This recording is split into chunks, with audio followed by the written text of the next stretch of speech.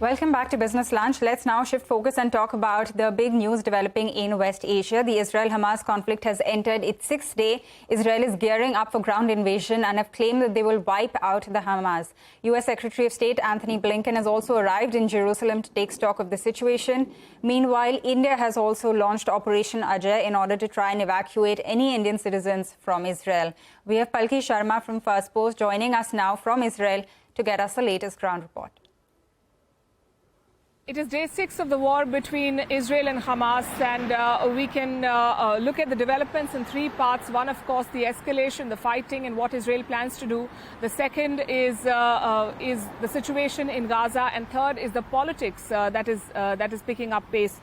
So let's start with what the Israeli operation looks like at this point. They are preparing for a ground offensive.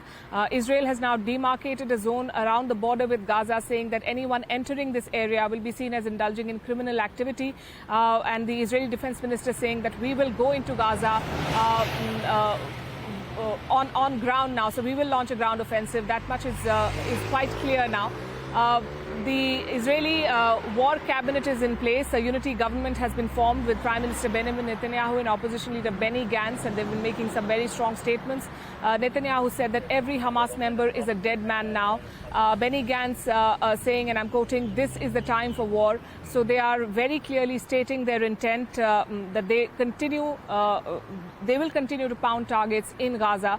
The situation in Gaza looks quite bad at this point. The citizens have literally nowhere to go. They're looking to exit from Egypt, but Egypt has refused to take people. Egypt has refused to open a corridor for people exiting Gaza, and they are in conversation with the U.S. and the United Nations. So what happens to Gazans who are trying to escape this fighting remains unclear at this point. U.S. President Joe Biden, meanwhile, has issued a statement, and he has warned Iran against directly entering this fight, and that is telling, because if Iran does not enter this beyond what they've already done, then there is a very high likelihood that Hezbollah will not escalate the fight in the north beyond the odd skirmish.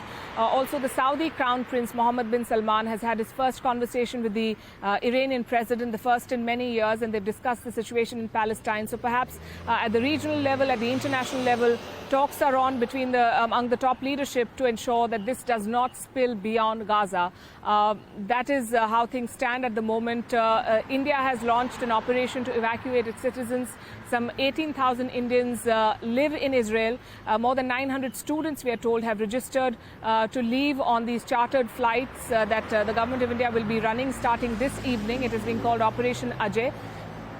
The US and the UK have not announced any such operation. The US Secretary of State Antony Blinken will be in Jerusalem today to discuss the way forward. So a lot of developments, a lot of fast-paced action, while the situation in Tel Aviv and I would say in most of Israel still remains tense, with the odd siren going off and sometimes false alarms also triggering a lot of scare on how this will unfold.